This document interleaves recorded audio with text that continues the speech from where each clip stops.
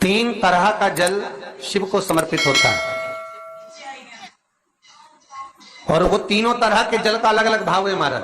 पहला जल सादा, घर से पानी लेकर गए, जल लेकर गए, शंकर को चढ़ाया, वो हमने घर का अपना एड्रेस बता दिया, भगवान शिव को जल चढ़ाकर अपने आनंद के लिए शंकर से कुछ प्राप्त कर लिया। दूसरा जल, जल के कलश में थोड़ा सा इत्र डालकर शंकर को जब समर्पित करते हैं तो महाराज घर में अगर कोई व्यक्ति बहुत रोगीला है, बहुत रोगीला, एक शिव महापुराण में, स्कंद पुराण में, नर्मदा पुराण में, भविष्य पुराण में, अग्नि पुराण में, नारद पुराण में, बरहा पुराण में, वामन पुराण में जितनी चीजें लिखी गई है एक एक प्रैक्टिकल कर देखो तो शिव महापुराण, स्कंद पुराण का ये भाव याद करिए कि एक लोटे पानी में इत्र मिलाकर, जल में इत्र मिलाकर, बहुत रोगीला व्यक्ति, बहुत बीमार व्यक्ति है, एक लोटा पानी उसका हाथ का स्पर्श कराकर शंकर को चढ़ाना प्रारंभ कर दीजिए। महाराज केवल 5 या 7 दिन चढ़ाओ और वो 7 दिन के बाद में उस बीमार व्यक्ति का क्रम देखिए कि उसमें कितना आराम लगा है। औषधि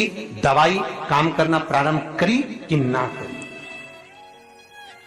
केवल इत्र समर्पित, इत्र का जल।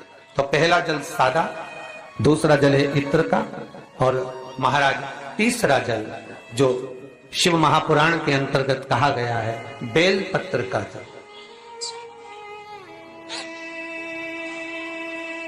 तीसरा जो जल है वो बेलपत्र का जल है। बेलपत्र का जल कैसा?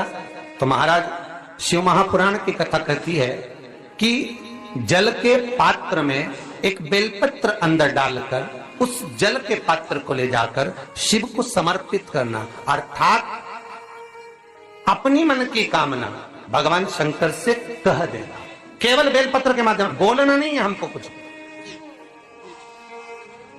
हमें कुछ कहना नहीं है। 3 तरह का जल का जो व्याख्यान वर्णन किया गया, एक सादा जल जो भगवान को कहा, आपने अपना एड्रेस बता दिया, आपने अपने मन का भाव बता दिया। इत्र का जो जल चढ़ाया गया वो केवल रोग मुक्ति के लिए चढ़ाया गया। और तीसरा बेलपत्र, अगर उस जल में एक बेलपत्र भी पड़ी हुई है और वो बेलपत्र पड़ा हुआ जल आप जिस भाव से चढ़ा रहे हो, जिस कामना से चढ़ा रहे हो, शंकर वो कामना आपकी पूर्ण कर। इस वीडियो को लाइक करें, हमारे चैनल को सब्सक्राइब कर बेल आइकन जरूर प्रेस करें।